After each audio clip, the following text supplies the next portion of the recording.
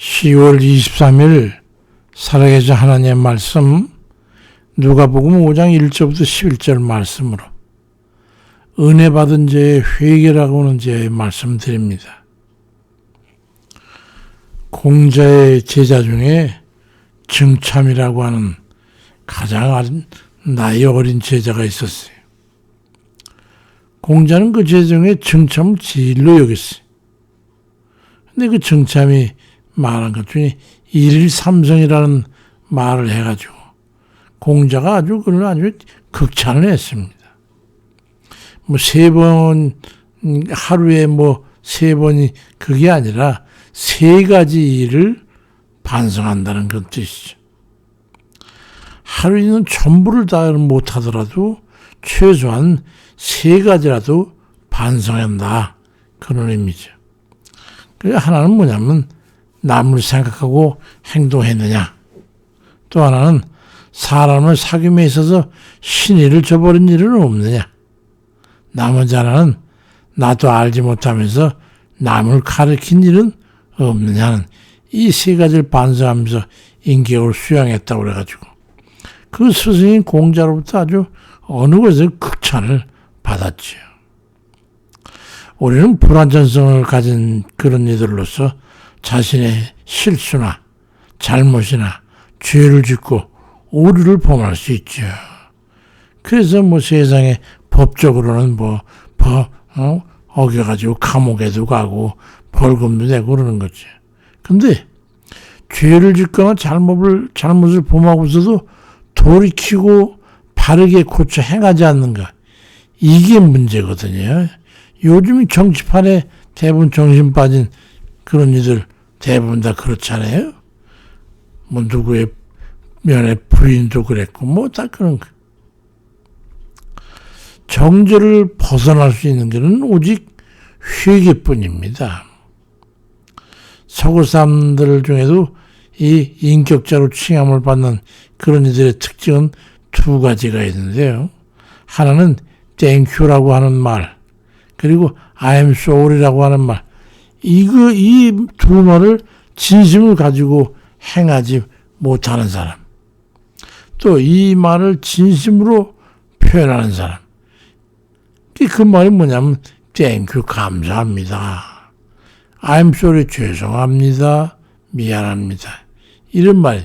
근데 우리나라 사람들이 예수 믿는 사람들 외에는 말하는 것도 이게 듣기가 힘들어요.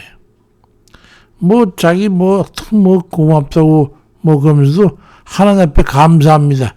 이런 말을 하는 거 쉽지 않아요.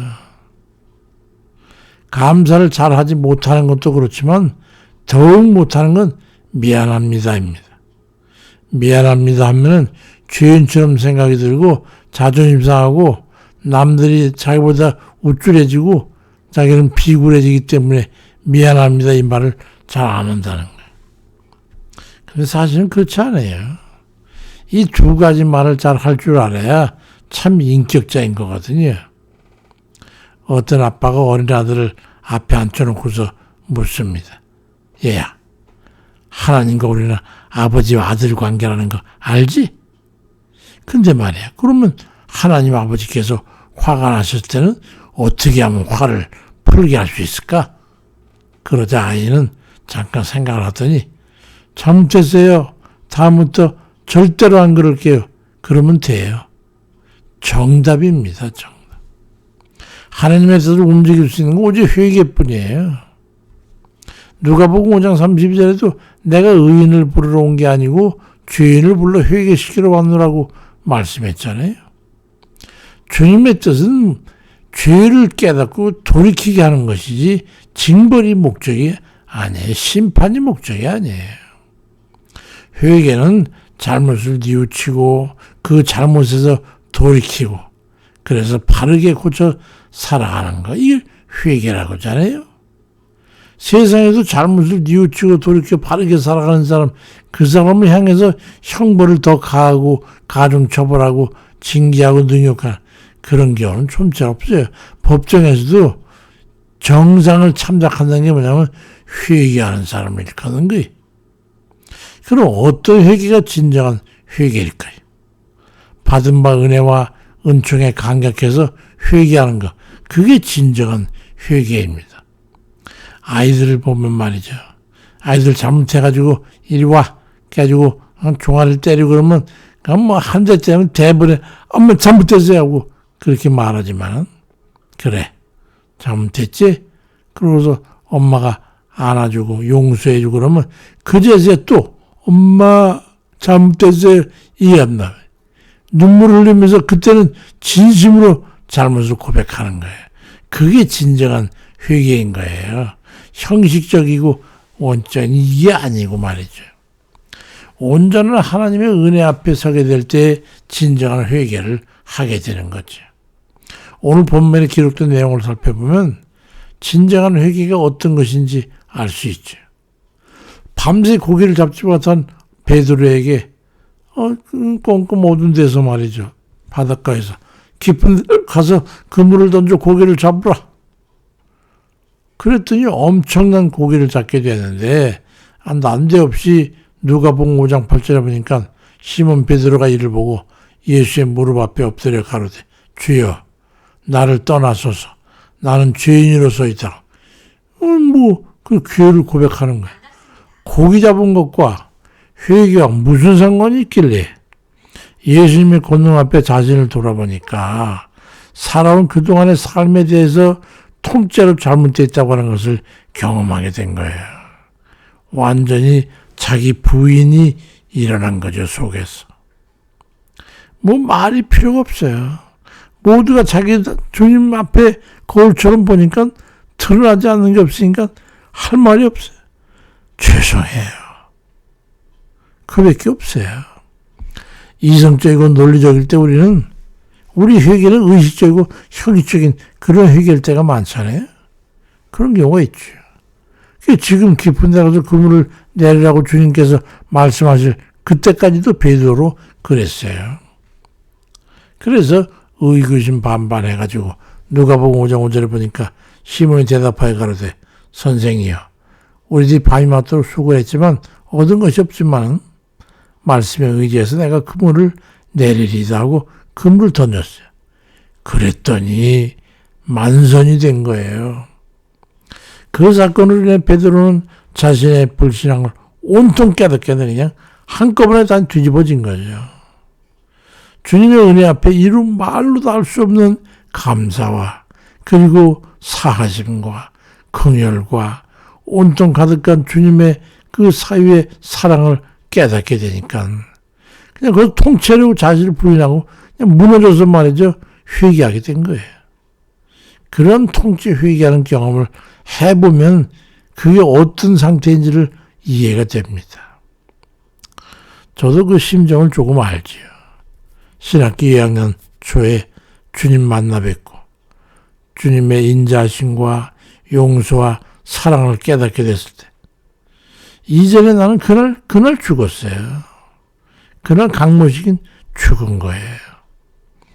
그 이후로 내 삶은 그 전과는 바뀌는 분기점이 됐죠.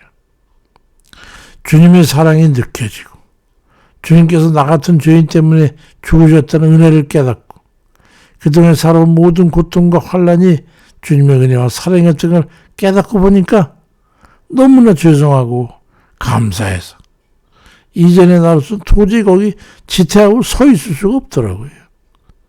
완전한 복종 그리고 충성을 마음속부터 다짐하고 주님 앞에 차갑게 고백하고 밤새워서 통곡하면서 회개할 수밖에 없었죠. 그때가 그리워요. 욥기 42장에도 보면 말이죠. 의인 욥도 온갖 고초와 극심한 고통 속에서 못 이겨서 회개한 게 아니에요. 7년간이나 고통을 당하고 나서 하나님의 사유하심을 깨달았을 때 욥기 42장 5절 6절에 내가 죽게 되어 귀로만 듣기만 했더니 이제는 눈으로 주를 뵙습니다. 그럼 내가 스스로 화나고 티끌고 제 가운데에서 회개하나이다. 그렇게 고백합니다.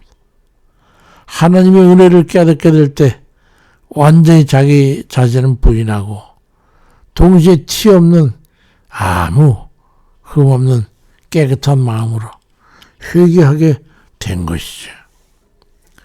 은혜의 깊이가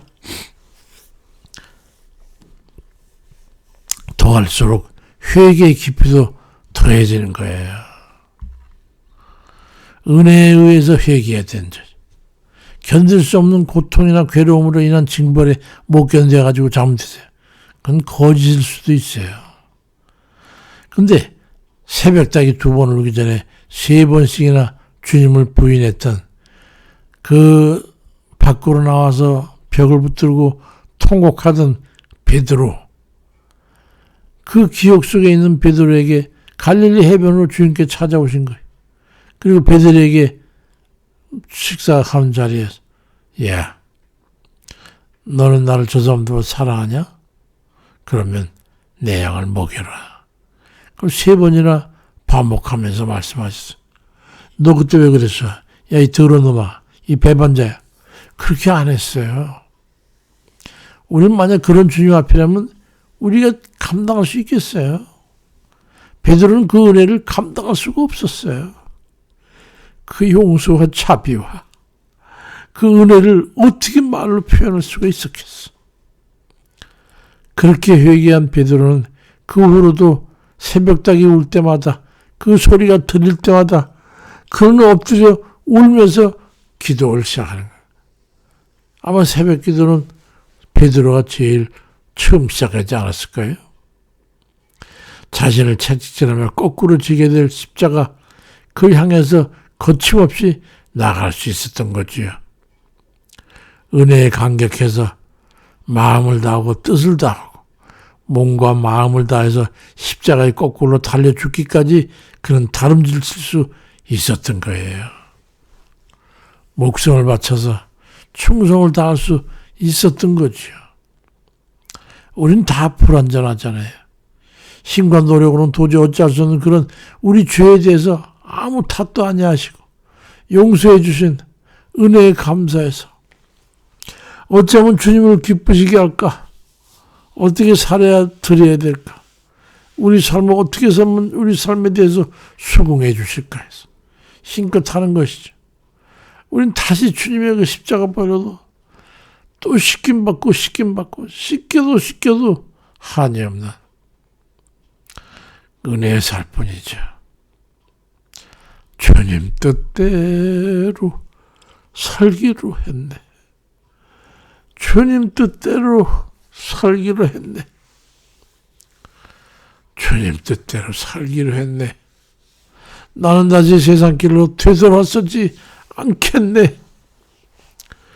그 복음성가 아시죠? 그 복음성의 회개 후에 고백인 거예요. 마태복음 3장 8절에 그러므로 회개에 합당한 열매를 맺으라고 주님 말씀하시죠. 회개 열매는 그렇게 맺는 거예요. 근데 용서와 인자하심과 자비와 사랑을 입었어도 감사한 마음속에 떠오르지 않는다고요? 회개는 누가 그렇게 하라고 해서 발작적으로 일어나는 게 아니에요. 은혜를 깨달을 때, 이루 말로 다 할 수 없는 은혜를 깨달을 때, 그저 죄송해요 아버지, 잘못했어요, 잘하겠습니다, 그러면서 살아가는 거, 그게 회개예요. 늘 가슴에 담겨져 있는 주님의 의를 생각하고 범죄 주님도 행하지 못한 것에 대해서 죄송함을 고백하면서 범죄에도 작은 은혜를 입을 때마다 너무 감사해서 하나님 감사합니다, 아버지 감사합니다, 무엇으로 하나님 앞에 감사로 드릴까요?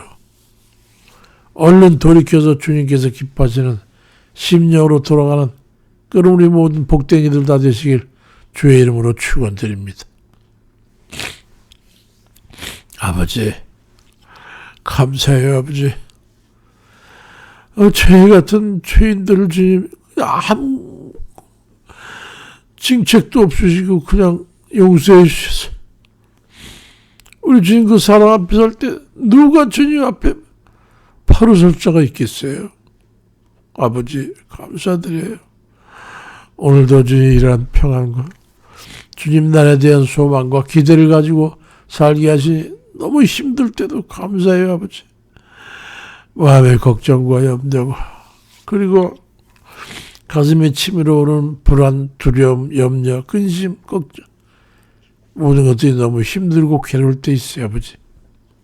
그렇지만 주님 은혜와 사랑을 생각하고 나보다 더 힘들고 더 고통스럽고 또 아프셨던 그 고통을 생각하면서 너무 감사하고 갚을 게 없는 그 은혜에 감사해서 아버지 주 앞에 다 내어놓습니다. 어디를 붙잡아 주시고 힘을 주세요, 하나님. 내 힘으로는 안 되니 어쩌겠어요. 아버지 붙잡아 주세요. 힘을 더해 주세요, 하나님. 예수 그리스도의 이름으로 기도드립니다. 아멘입니다.